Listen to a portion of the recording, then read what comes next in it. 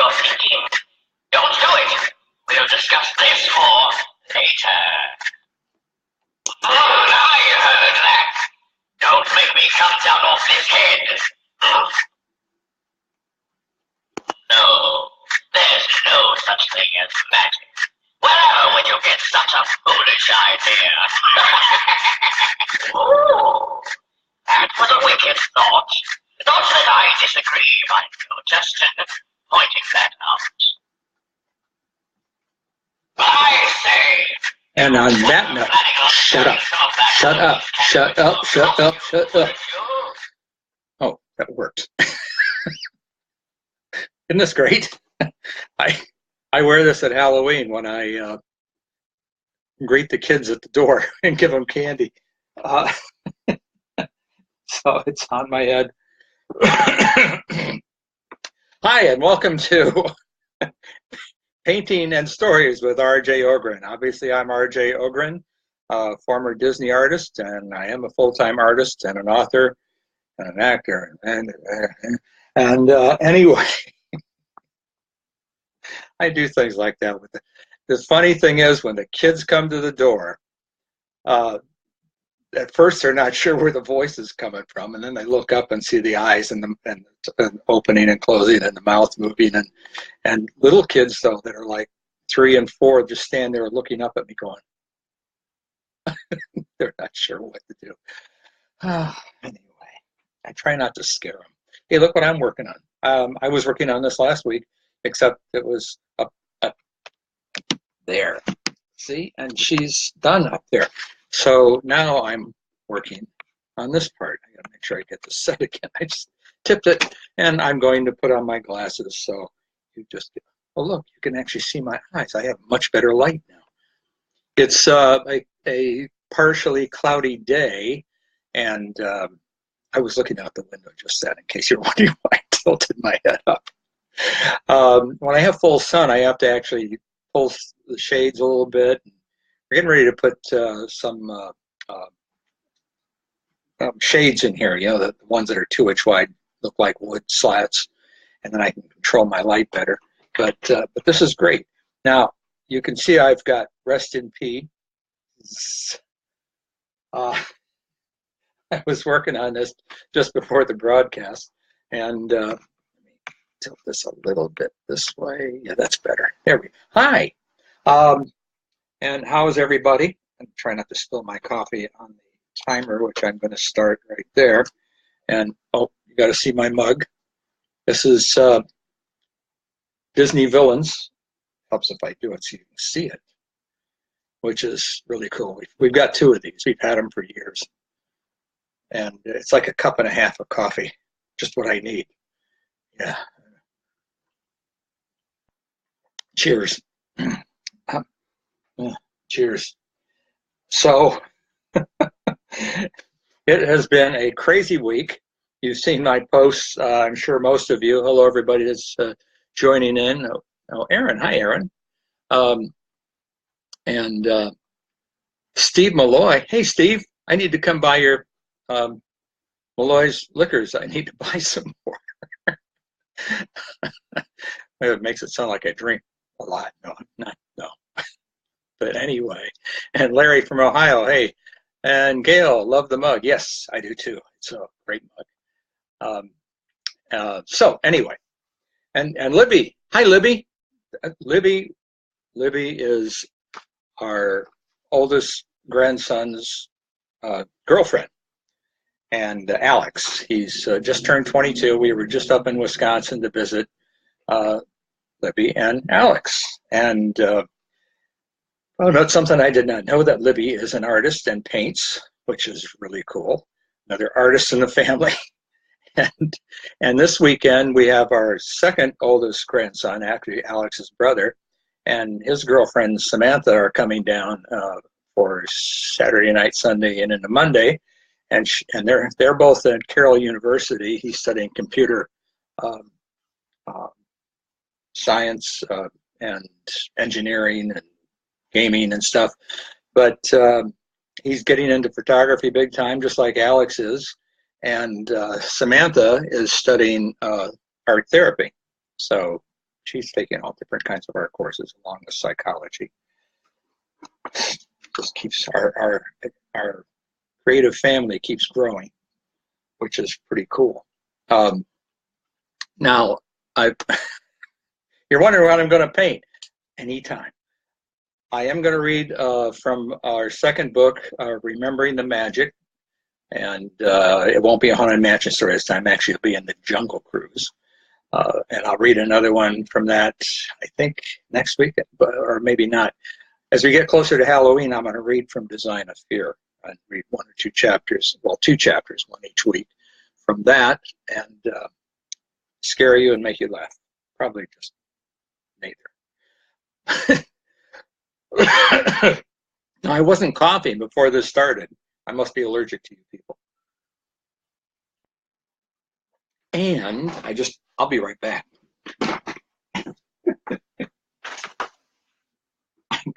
I closed the windows so I wouldn't have any sound from outside, but then I closed the door because it's behind the easel, so you wouldn't be seen into the dining room, and I suddenly realized it was getting warm in here, and I'm drinking hot coffee.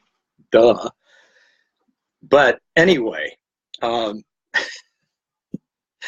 did want to bring up one thing, of course. You saw that, heard from the University of Miami today, my alma mater. I graduated in '72. Go Canes! And they are going to put Together in a Dream and Remembering the Magic and the Design of Fear in the Newman Alumni building in the library. I thought that was really cool. So we will be permanently installed there. So we have to send our books down next week so they can put them in there. So that's a really neat thing. And let's see. Oh, and another thing that we're looking into, I would like everybody to give me some feedback. We are Christopher Reds and Catherine. Hi. Oh, hi, both of you. And I look over and see these things on the screen. But we are looking at doing we haven't got the exact name for it yet, but we're going to do presentations in private homes and book signings. So we're setting this up basically to do in the Midwest. Once we go outside of the Midwest area, it unfortunately costs more. But we're going to go into people's homes that would like to set something up in their home for us to come in, read a couple chapters from our books, tell stories about Disney, answer questions, and do a book signing, and have a lot of fun in the evening. Actually bring some stuff from the attractions with us. And we're looking at between 30 and 50 people in each of these venues. And we thought it would be much more personal and a lot more fun. So let me know what you think. We're going to work out the details and figure out what to actually call it, and we're going to start doing that. We are going to be doing a book signing at the state-of-the-art new Aurora Public Library, the town we now live in Aurora, Illinois, actually where I was born too. And that will be the end of January, 1st of February. They're working those details out right now. But I like the home presentation idea. Can't call it home presentation. It's like we're presenting a home. So it's a book presentation in a home. I think I'm going to paint. So after all of that, now you can see actually, yes, I was working on this upper part, and I did a base coat on here first, and then I lightened the color up a little bit, and I came in with some gray and some burnt umber while I was painting on this, and I'm going to use those same colors along with a little bit of black and quiet. And and I went around sort of where the letters were. I had them laid out a little bit, and then afterwards I've gone in and put a little bit of line work in there. And I do have to show you one thing. This is for Sean LeGrant. I don't know if you can actually see it in this light, but this is the painting that I'm redoing that got damaged, and it's all laid out now with the boat and the Contemporary Hotel and the Space Mountain and the castle over here, and they're on Bay Lake, and that's ready to go. So I'm trying to get to that. So I'm going to show you what we're going to do here. So what I'm starting with, this is a mix that I've made, and it's this is raw sienna, which I couldn't remember last week, and I can't remember this week. And white raw sienna, a little burnt umber, a little bit of black, and I've got a little bit of burnt sienna on the side there. And then in this cup, I've got white and black, and I'm mixing a little bit of gray. So the tombstone, when you look at it, is actually not just one color. Oh, did you see the thing I posted? Somebody put they had put a tennis shoe on that is pink with white trim, white sole, and white laces, and asked people what colors they saw. And one of the colors they put on there was teal. I went, teal's blue green, green blue. It's not. It's like that dress thing that was on before. Everybody kept seeing different colors. I went ahead and put on there what I see, and if I don't see those colors correctly, I would be a very strange artist. In fact, I would be painting, I'd be doing modern art because then nobody would know I couldn't tell my colors apart. And, so I'm painting right here. This is the axe that's in his head, and that's the handle of it. So I take a little bit of that, and oops, let's get a little bit of brown, a little bit of the burnt umber, right out of the tube here, just about. Put that on there.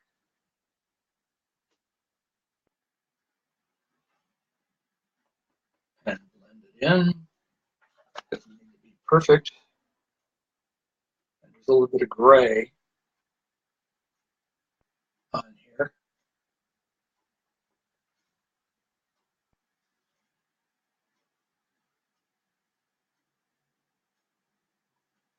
Now, I'll straighten that edge out later. I'm painting over a little bit further than what I originally had because I want to get that straighter down. There we go. All right. There's that part. And we'll go down below. I'm going to get on his face here soon, so that'll be pretty cool. And this actually right here is the shadow of the axe.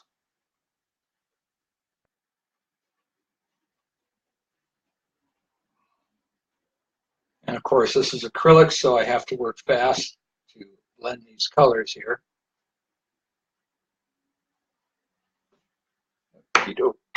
Now let's go back with some gray. There's more gray in this.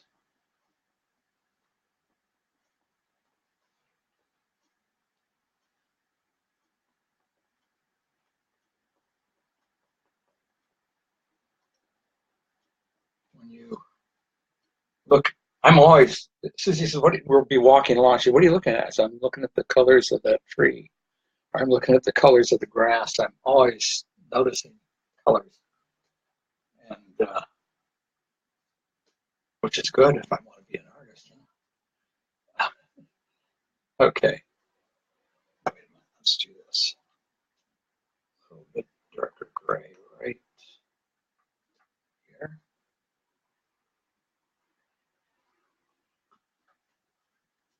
Then we can take some of the burnt umber, mix a little bit of the cream color over here with the burnt umber, so I can put the shadow of the axe in.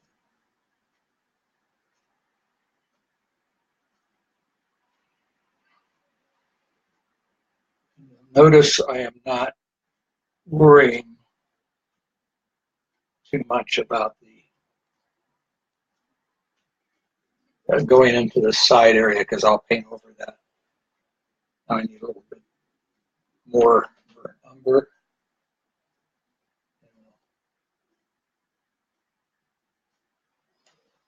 Add that in there.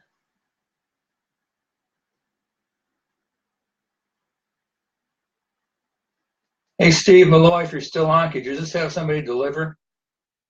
Nah,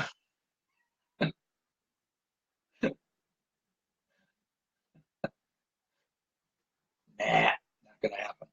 Uh, anyway,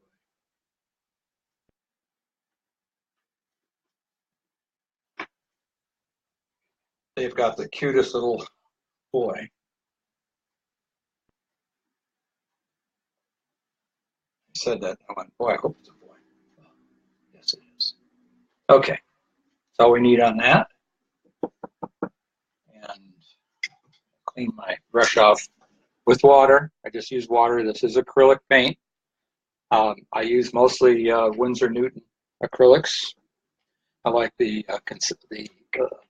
quality of the paint and the thickness of it. I'm going to use a smaller brush here to do the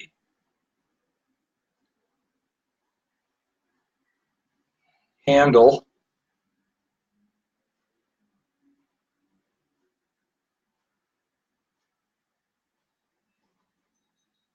Which covers up part of George's name here.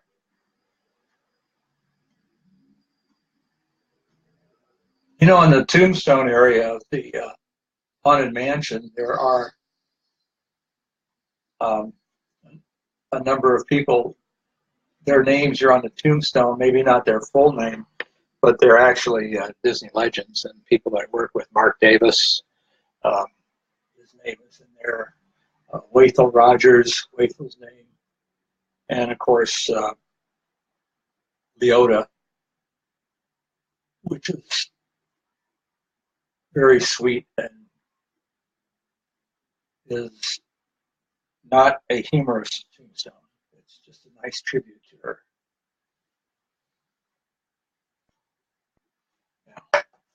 Now I'm going to take some white and highlight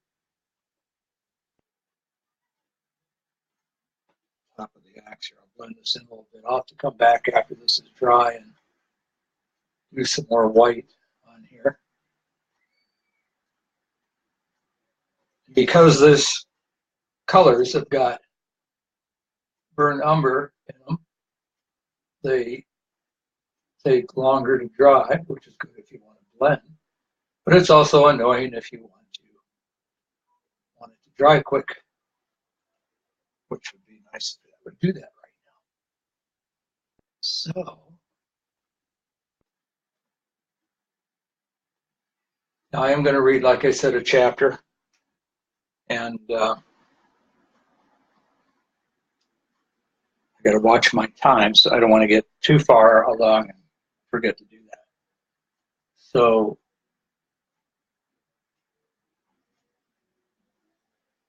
uh-oh.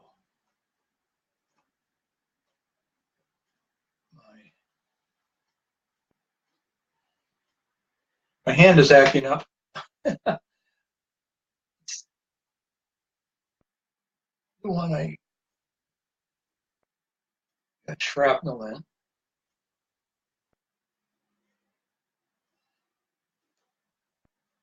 If you're new to this, you're going to go, what? I did 2 tours in Vietnam. My hand sometimes shakes and sometimes goes numb, parts of it. Sometimes it's painful.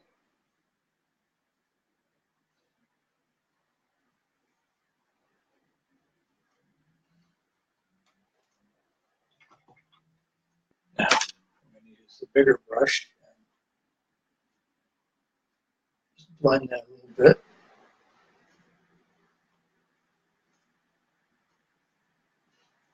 And when that's dry, I'll come back and do some more on that. The end of the handle right here has got some black.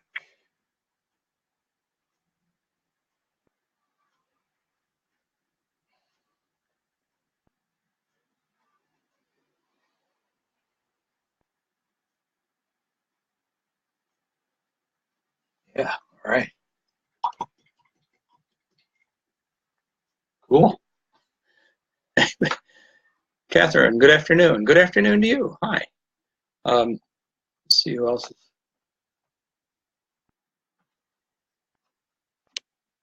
Come on. And I hope I'm still on here. It still says I'm live. Thank God. I never know sometimes anymore. Why don't I go ahead and paint the, no, I don't want to paint the axe part of it there. I want to do some on his face. And I'm going to use a different brush,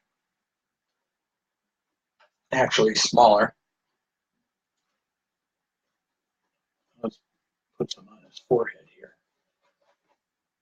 I'm just going to put a little bit of this base color in there on top of his forehead because I'm going to add some white to it.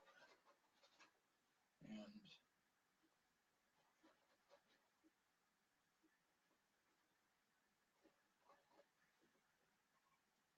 there we go. Now, a little bit of white.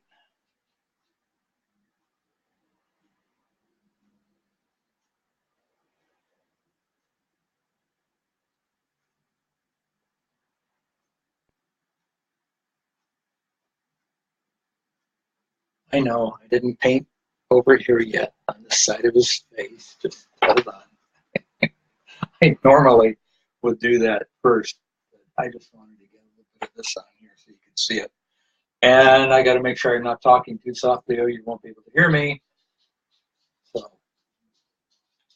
and a little bit of white on this one.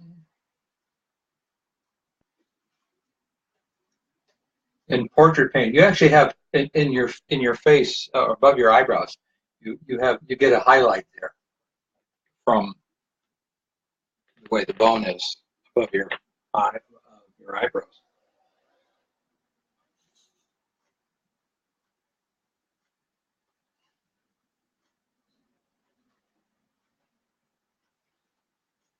And then we come down in between his eyes.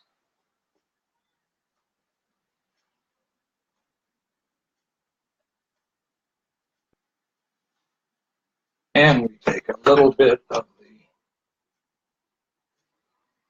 burnt umber mixed with the cream color and put it right there in between his, at the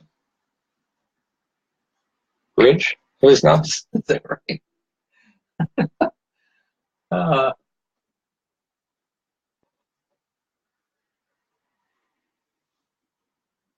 a little bit more. Okay. And then we do a little bit of shading on this side with some of the same burnt umber.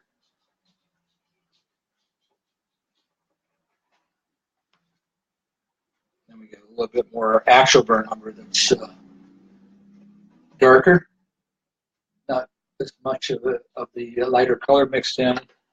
And then we can take some black and paint right here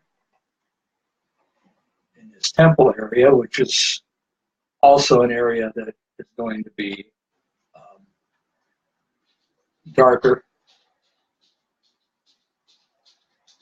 We get that, I'm getting white light hitting it right now.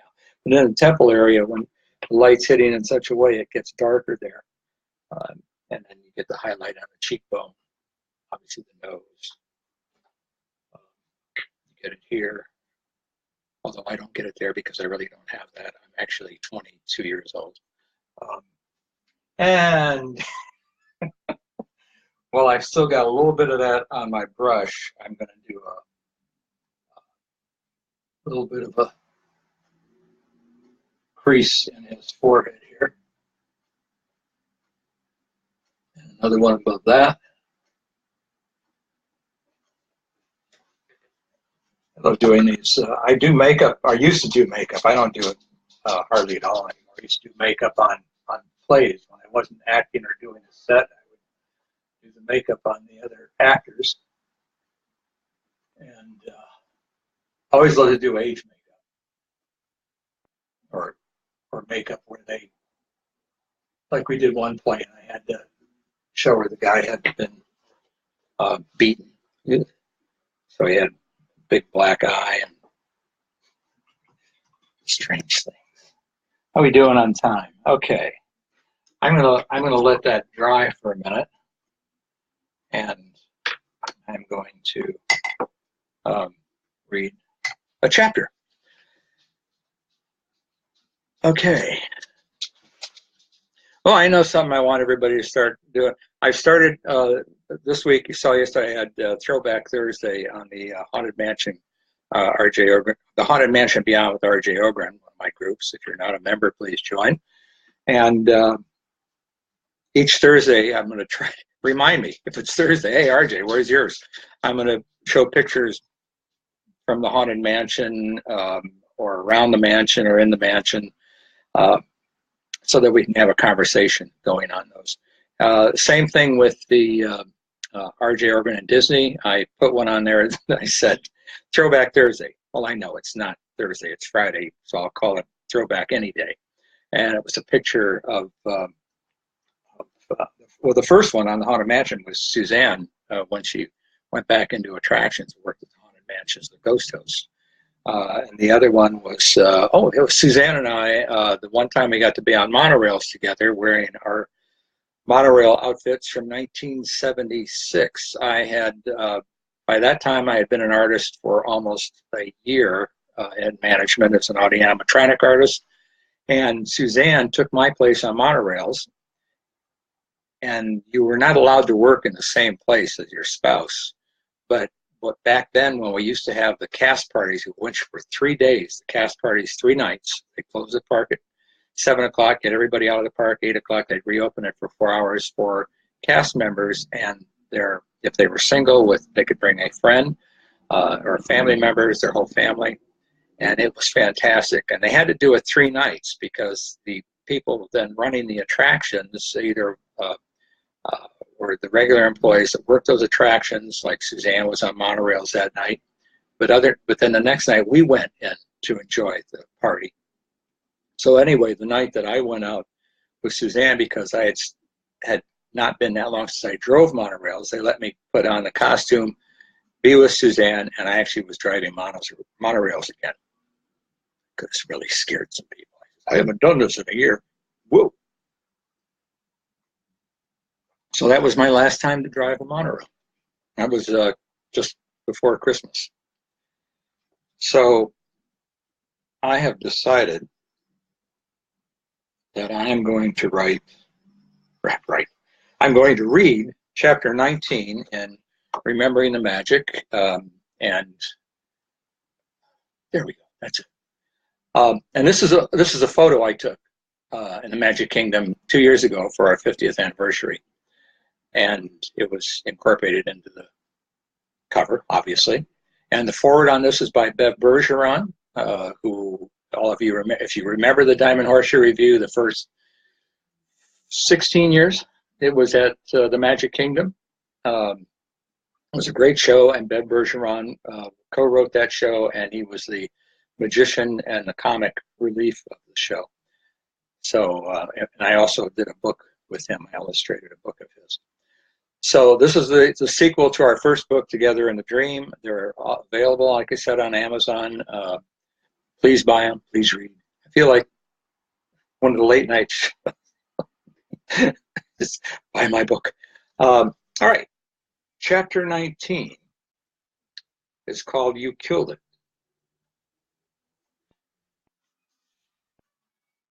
And here we go. Everybody sit back, enjoy. Hey, it says I'm still on here. I don't know if anybody's making any comments now. Oh, yes, you are. Yeah, there are more people. Hi. Oh, goodness, a whole bunch of you on here. Okay. You killed it. The elephant flapped its ears, lifted its head and trunk, and trumpeted. Suzanne and I were seated on the left side of the Jungle Cruise boat. Our nearly 1-year-old daughter, Dawn, was perched on Suzanne's lap, her friend Martha occupied the bench seat on the other side of me. I was taking 35-millimeter pictures as the boat progressed. It was September 1971, a few weeks before the official opening of Walt Disney World on October 1st. I was impressed with the trees and foliage that surrounded the elephant, and I took his picture. Looking at the photo today, I am amused to think how much taller and more dense were the flora and fauna by the time I began working as a Disney artist there 5 years later. An extended freeze and some snow in late '79 resulted in a great deal of trees, bushes, and vines being killed. New plantings took months and even years to grow, and realistic plastic, quote, stand-ins, unquote, were used to recreate the atmosphere. Over time, it would be possible to slowly remove the plastic as new vegetation replaced it. As an artist at the Magic Kingdom, I would often smile in amusement while I did a walkthroughs of the Jungle Cruise, recalling crazy things that happened to me in there. I should tell you that I am not fond of real snakes or spiders or rats. Okay, I'm afraid of them. One particular morning, I was going to check on the gorillas in the attraction. I had spent the previous day sewing a new fur for the gorilla who was looking in a mirror while he tries on a pith helmet. In that scene, he and other gorillas have raided an explorer's tent. In the studio, the gorilla sat beside my desk, looking quite weird with no fur to cover him. First step, repaint his face, hands, and feet. They were fiberglass. Next, fit the fur cloth on his hard-shelled form and sew it together. After that was done, I used hot melt glue to attach the fur to the shell around the face, hands, and feet. I then used a barber's electric hair trimmer to trim the fur on his belly and around his face. Yeah, see, I haven't had to learn how to trim hair. Finally, I mixed a gray paint color and airbrushed areas of his fur. There actually are different levels of color. It's not just all black fur. Next time you go to the zoo and look at a gorilla, you'll notice that. Don't get too close. Over the years, the four of us would sew heavy furs for various attractions and figures: bears, dogs, gorillas, even a donkey. That's in the Pirates, by the way. That gorilla had been reinstalled the previous night. Now I would make sure he looked good. After inspection, all I needed to do was touch up a small scratch on his face. As I turned to leave the tent scene, I walked face first into a spider web. I frantically brushed the webbing off my face. Then I saw the spider on my shoulder, and he was big. A new scream came out of the jungle, and it wasn't from one of the inhabitants. After my outburst, I flung the spider off my shoulder with my hand and ran. A few months later, Tom, there were four of us artists, to explain if some of you knew and don't know this, there were four of us in a studio behind Small World, Tom, Lee, Jane, and myself. A few months later, Tom was driving the Pargo, which is the golf cart we had, with me seated on the passenger side. We were traveling from our studio to the Jungle Cruise via Main Street, even though the big wooden horse barn gates, as they were referred to by the cast members, that stood between the fire station and the trolley barn. We went through those. It's the same gate that all the parades use for the Main Street access. We were on our way to do touch-up painting to the elephants in the elephant pool, located just outside the temple exit. In the back of our golf cart were the acetone paints we had pre-mixed in our studio, tones of gray and brown in clear plastic squirt bottles. Tom parked the cart near the backstage dock where the Jungle Cruise boats were parked but not in use. We took our paints, brushes, and 2 pairs of waders off the cart and began our short walk to the pool. I had a 2-way radio attached to my belt. This was something new, making it easier to stay in touch with audio-animatronic maintenance, as well as attraction supervisors. It was also a distraction. At times, and it was big, about 8 inches long and 2 or 3 inches wide, and a couple inches thick. At least we didn't have to say things like, "Roger, over, copy." We only had one radio between the four of us. It would have been unnecessary as well as annoying for all of us to carry one. Normally, Lee had the radio, but he was on vacation. Jane didn't want it, so Tom had been carrying it. I had done so only a couple of times. This time would be my last. I never fell in the water in the Jungle Cruise. I did have one close call when I was in a small boat painting a giant python and nearly lost my balance, but I digress. Back to the elephant pool. Tom and I put our bags down on the riverbank, opposite the playful elephants in the waterfall. The two elephants that squirt water at the guests in the boats were to our right. We stepped into our waders, pulled them up, putting the suspender-like straps over our shoulders to secure them.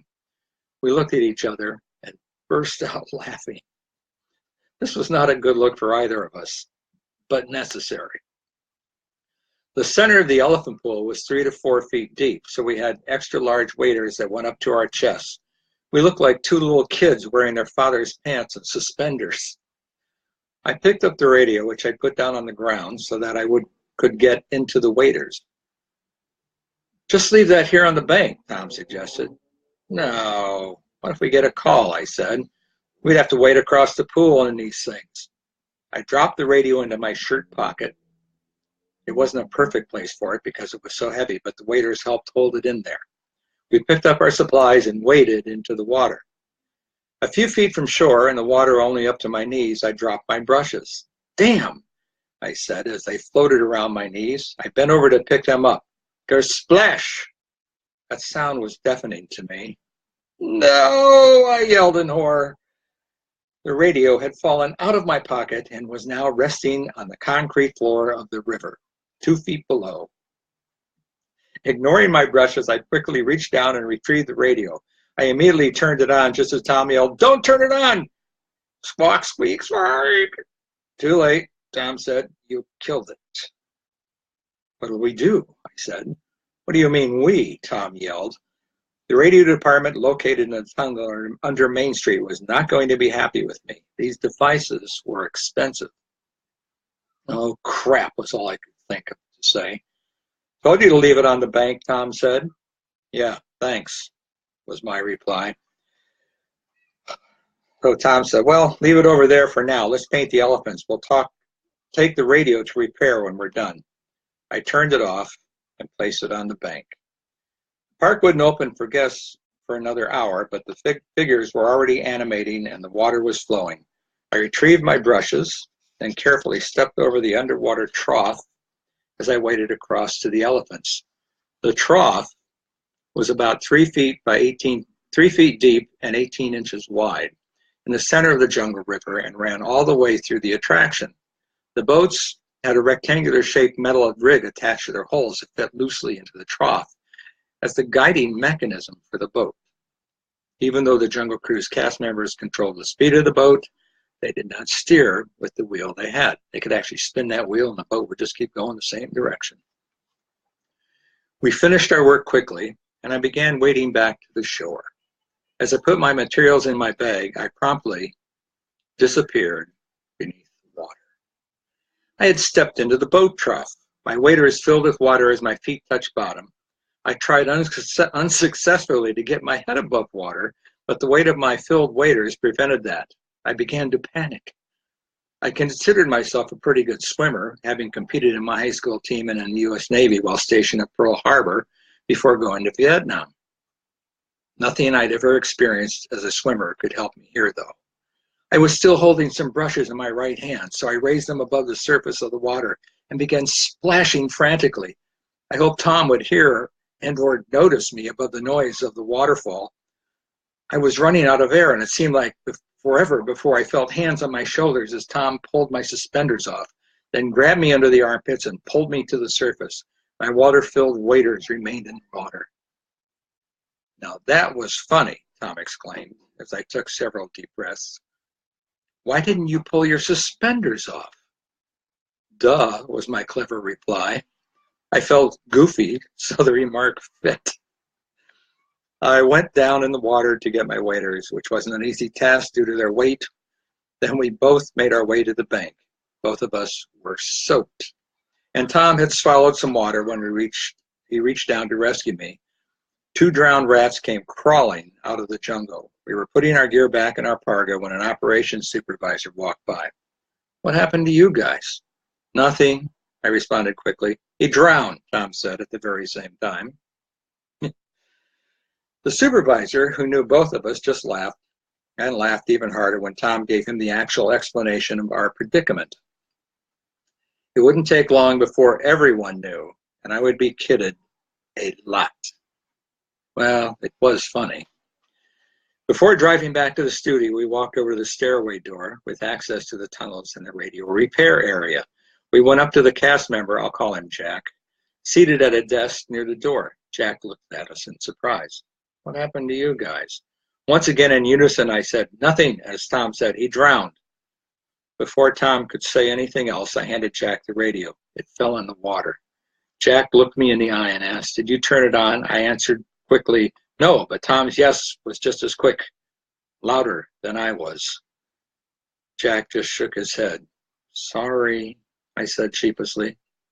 Jack wasn't smiling, so I tried to salvage the moment by turning to Tom and saying, tell him how I drowned. After Tom related his story, Jack was laughing. Good sign. So that's how the radio fell in the water. Yes, I lied. That's how it happened. Tom gave me a bemused look, but said nothing for once. Jack forgave me for frying the radio, but told me, ready for this, to leave it on dry land next time. We thanked him, went upstairs, retrieved the Pargo at the Jungle Cruise, and drove back to our trailer studio. We sort of dried off as we rode. I reluctantly followed Tom inside. Jane was highly amused. Still damp because we had no extra set of clothes to change into, we took a break and went to the commissary. Some of the cast members there greeted me with applause. Word traveled fast in the Magic Kingdom. End of chapter.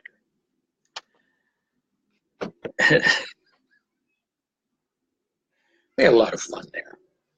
So, on that note, see, look, I still have about 20 minutes left, and I can paint some more. And, hey, I'm losing my light. That's not good. Slurp on the coffee.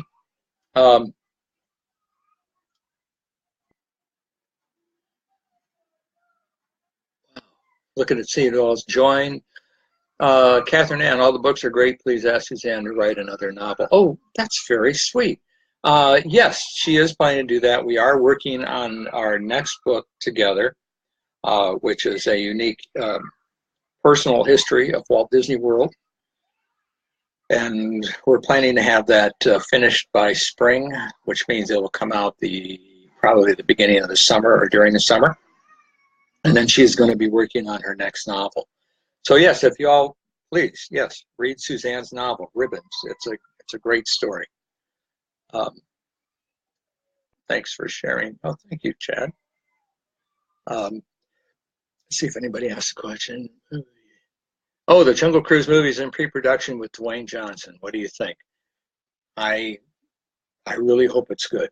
I hope they have a good script. I hate it when they do something like that and mess it up, but hopefully they've got a director like for the Pirates movies, and that'll be a lot of fun. So I hope so. I like Dwayne Johnson. Actually, he went to the University of Miami, my alma mater. So as did Sylvester Stallone. Sylvester Stallone was a student there when I was there. I didn't know him, unfortunately. Now, back to the painting. Oops, I gotta use a little bit of water on my big brush here. And other brush. This brush. Okay, now we're ready. All right. I have a paper towel over here. I'm slamming my brush into. No, don't do that. All right, now we'll go ahead and fix this side here. So.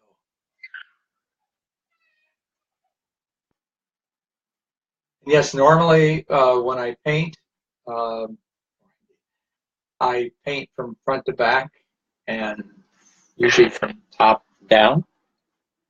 Why is that? Because you don't want to be painting. I will touch up. I'll be able to touch up some of the background here afterwards. But it's the same thing with doing the sky. You do the sky, you do the clouds, And yeah, you'll brush into what the subject area you're going to have in front of that, but then you paint that next, and it gives a nice edge. It makes it look like the sky is going behind it. When you see paintings that people have done that are landscapes, and you see thick brush strokes going all the way around the edge of a house, you can tell they painted the sky in last. So there you go. I'm going to do this all in one so I can get this whole background in here.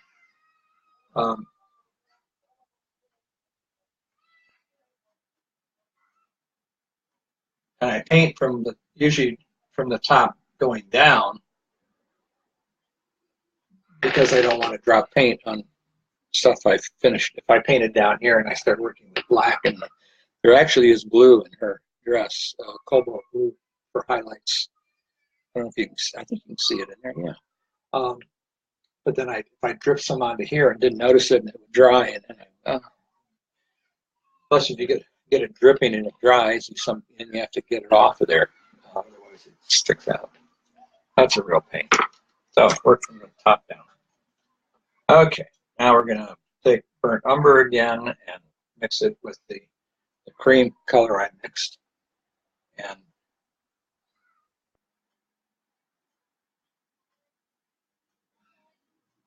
get it around the edge of this head here.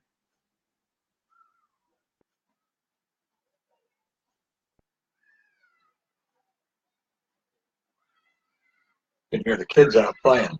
I love our neighborhood. There's kids playing outside all the time, which is great.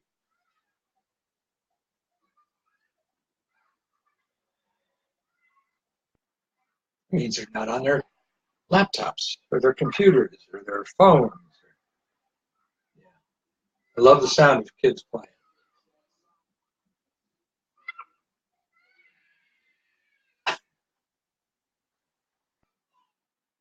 I don't know if you can hear them, but I sure can. Whatever they're doing, they're having a great time. Now listen, if you want to hear some more, I also posted this. Suzanne and I are going to be guests on Crazy for Disney podcast. Rudy Clark is going to be interviewing us. That will be at 9 o'clock Eastern time, 8 o'clock Central. Obviously, we're 8 o'clock here where we are. And so that should be a lot of fun. We're looking forward to that. Rudy and I have been going back and forth with things, having some fun, and always going to be giving away one of our books, Together in the Dream. So join in. If you don't have the book, maybe you'll have a chance to win one. Okay.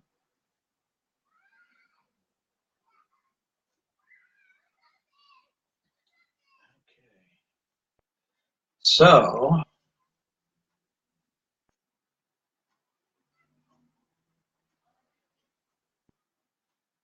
this is looking good. Actually, looks like I know what I'm doing.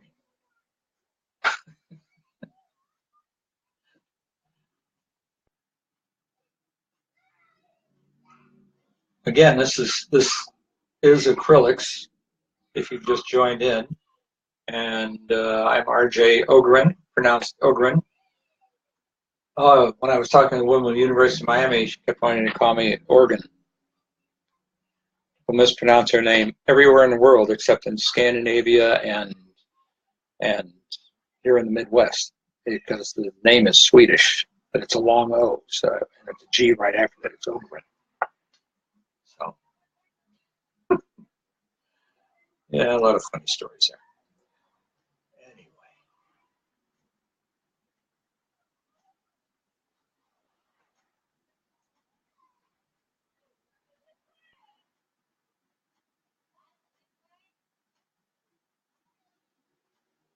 Now take a little bit of black. Oh wait, a little bit of gray first. Let's put a little gray on this side too.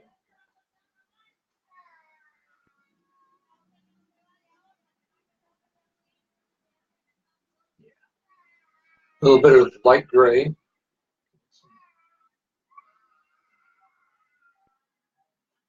little more interesting. Then I'll take a little bit of black.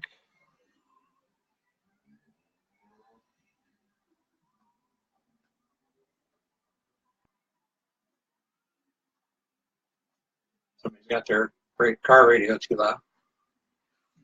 We get a lot of that in our street. It's a fairly busy street we live on now. It's not too bad. But we get the occasional person that comes by in their souped up car and they want to make a lot of noise with it going down the street, or they got their windows open so you can hear the music they're playing. So I was just listening to somebody's rock music just then. I imagine a little bit I'll get to hear some great Mexican music. We live in a neighborhood that's a mix, which we like. Okay. Now, yeah. All right. There we go. And a little bit up here.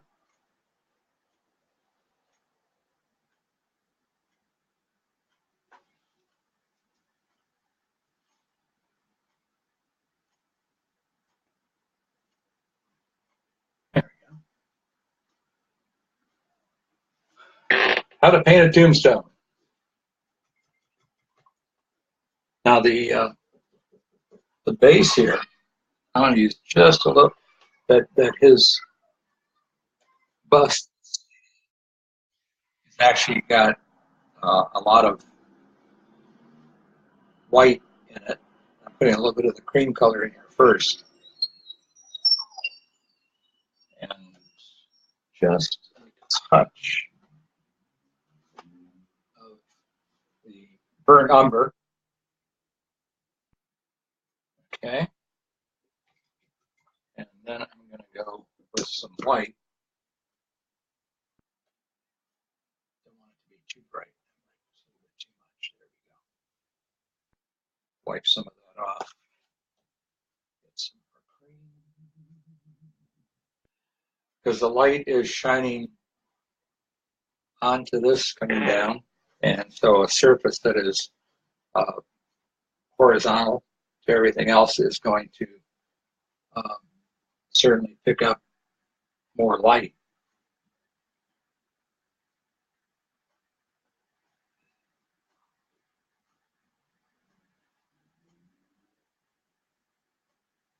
There we are. And we'll do a little bit of texture in here. Over here. All right, there we go. See, so we got that. I can put the big brush in the water and go with a smaller brush now. And I think we're doing, I still have about 9 minutes. Isn't this just ducky?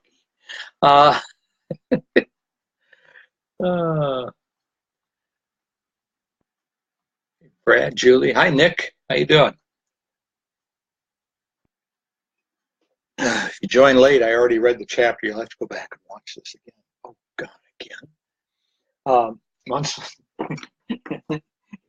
if you weren't here at the opening, this is what everybody got to see. I know what you're thinking.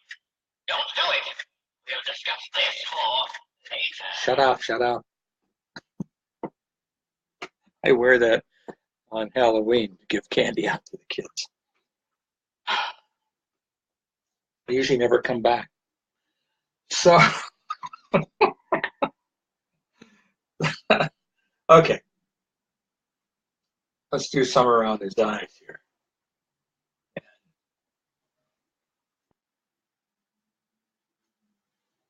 Put just a little bit of the cream color in there, and then go with a little bit of brown, just a touch. And then we'll go with some black mixed in with some white, a little bit of gray. And I can blend this into the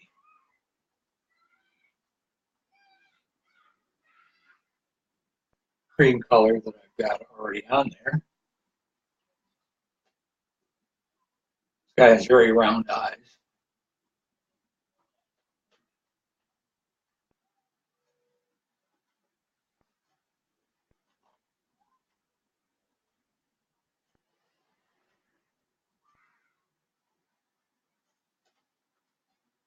And look at that.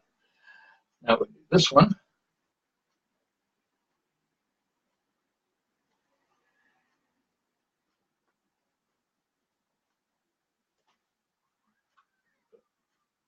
A little bit dark there.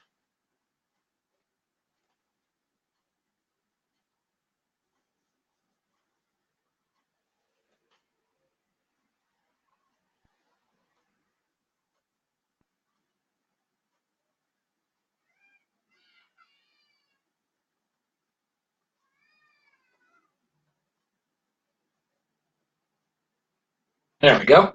Oh, I stopped talking. I was listening to myself.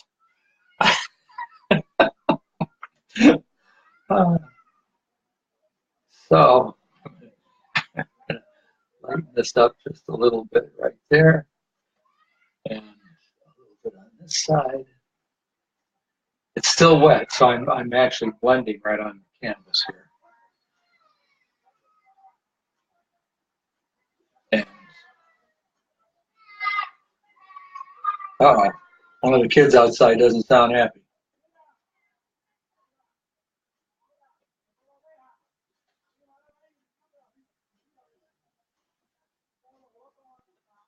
Okay, now I'm going to paint the bridge of his nose.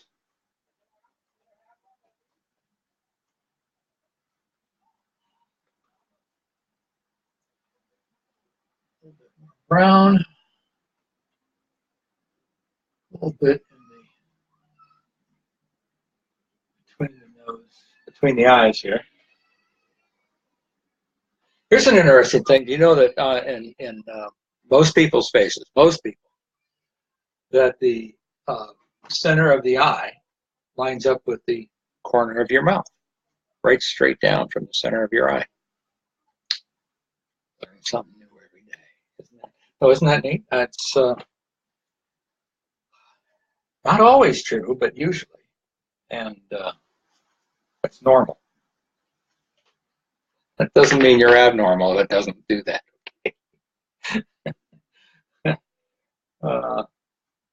Lighten his eyeball up here now. And when that dries in just a few minutes, I'll put in some black detail.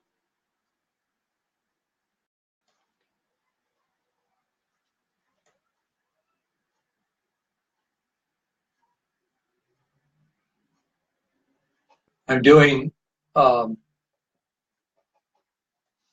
I'm I'm still working on catching up because of the move and everything, and I am I've got, this is the first of 4 I'm doing for one person. Actually, at the end of the month, I'll be doing another. Suzanne and I will be on another podcast, and the Ryan, who's doing the interview, these are for him and his wife. And so they're actually going to be coming to our hometown to interview us and pick up these paintings. And I have this same one for Cassie. Cassie, if you're there. I think Cassie's at Disney World. She sent me a thing. Yes, was it yesterday? Said she was just in the Haunted Mansion and thought of me when she was in there. I went, oh.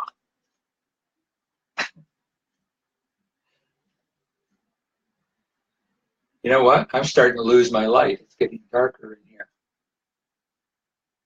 Putting a little bit of white on his cheek for a highlight, and I'm going to do a little bit on the bridge of his nose.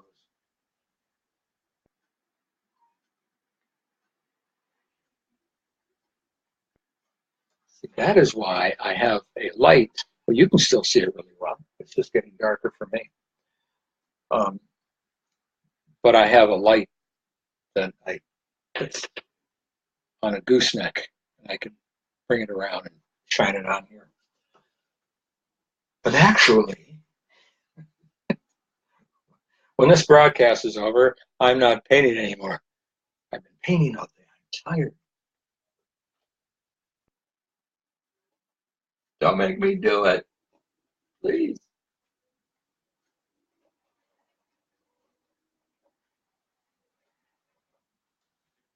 This guy's taking shape as we speak. Put in his one side. This is just this is exactly like doing a portrait.